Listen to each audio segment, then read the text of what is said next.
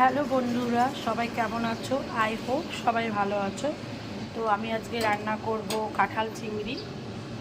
তো প্রথমে আমি চিংড়িগুলো ভেজে নিয়েছি। কাঁঠাল আলু সিদ্ধ করে নিয়ে ভাজা ভাজা করে নিয়েছি। তো আমি কড়াইতে প্রথমে দিয়ে দিয়েছি তেল। তো এখন দিয়ে দিব তেজপাতা, শুকনো লঙ্কা, গোটা গরম মশলা আর গোটা জিরে।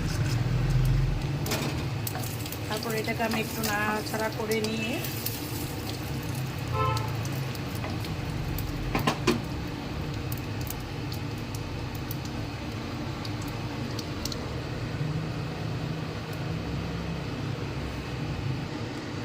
দিয়ে দিব টমেটো। টমেটোটা প্রথমে দিয়ে দিলে একটু লাল লাল হয়।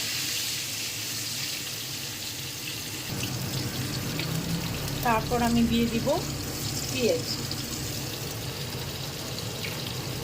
পেঁয়াজ দিয়ে দিব।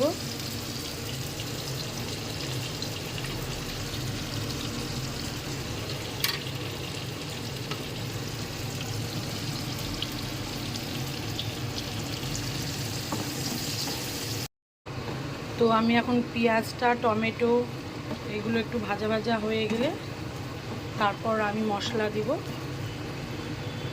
মশলাতে আছে গোটা গরম মশলা, জিরে, রসুন, আদা, কাঁচা লঙ্কা আর দুটো শুকনো লঙ্কা।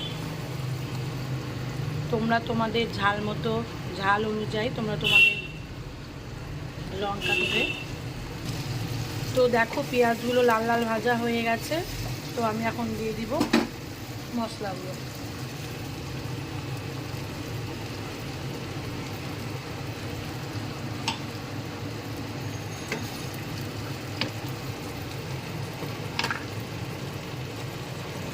তারপর দিয়ে দিব হলুদ গুঁড়ো,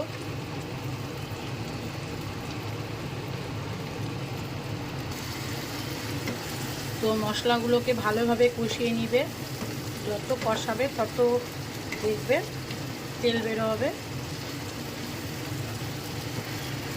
দেখো তেল বেরোচ্ছে। তো আমি আবার একটু দিয়ে দিব জল, আবার একটু ভালো করে কষিয়ে নিব।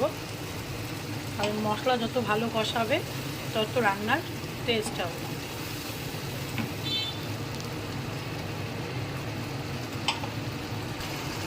দেখো মশলা কষাতে কষাতে দেখো কত তেল বেরিয়ে গেছে, ঠিক আছে? তো এখন আমি দিয়ে দিব কাঁঠাল সিদ্ধ করে আলু ভাজাগুলো। কাঁঠাল আলু দুটোই আছে, যদি আমি একটু ভালো করে কষিয়ে নিব।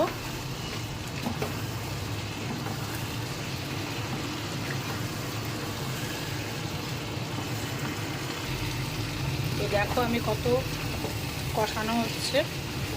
দেখো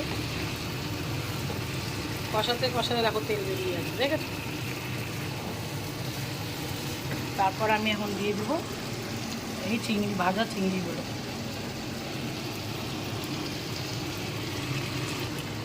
এই যে তারপর আমি দিয়ে দিলাম ভাজা চিংড়িগুলো।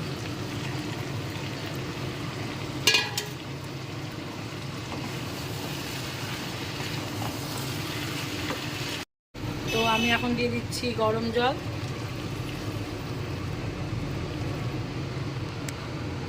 তোমরা তোমাদের অনুযায়ী কতটা ঝোল রাখবে, কতটা কষানো হবে সেই ওয়াইজ তোমরা জল দেবে। দেখো আমার কাঁঠাল চিংড়ি হয়ে গেছে। তো নামানোর আগে তোমরা গরম মশলা দিতে পারো, আবার স্কিপ করে যেতে পারো, কারণ আমি মশলা করার সময় গোটা গরম মশলা দিয়ে দিয়েছি। তো আমার আর গরম মশলা দিতে হয়নি। চলো টাটা, আবার নিয়ে আসবেন নেক্সট ভিডিওতে।